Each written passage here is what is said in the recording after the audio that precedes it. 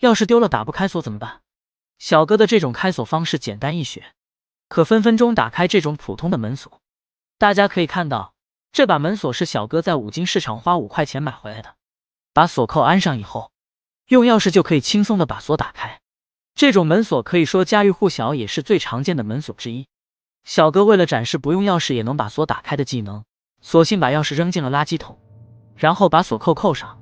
这时如果没有钥匙，锁是打不开的。下面咱们就一起看一下小哥是如何用另一种方法把锁打开的吧。首先小哥把锁用台前夹紧，然后找来了一块圆形的强磁铁，接着小哥把磁铁放在锁芯的四周转了一圈。大家可以看到锁扣没有任何反应，也打不开。这时小哥继续找来更多的磁铁，大家可以看到小哥找了8块相同的磁铁，这种磁铁一般在音响喇叭上用的特别多。小哥找来这么多的磁铁要干什么用，咱们一会就知道。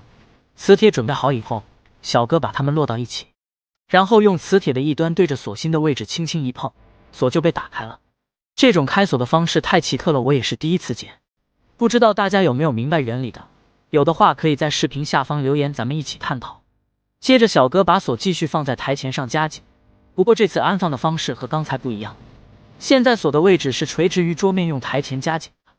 这时小哥还是以同样的方式用磁铁去触碰锁芯的侧面，大家可以看到锁扣是一点反应没有的。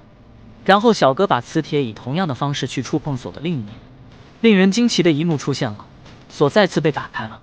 大家都知道，正常这种锁的弹簧就是在它的左边，所以刚才用磁铁去触碰右边锁是打不开的，而触碰到左边锁一下就打开了。这样学会了这种方法，即使钥匙丢了也不怕，只要找几块强磁铁就可以把锁打开，特别简单。好吧，本期的视频就和大家分享到这里，咱们下期再见。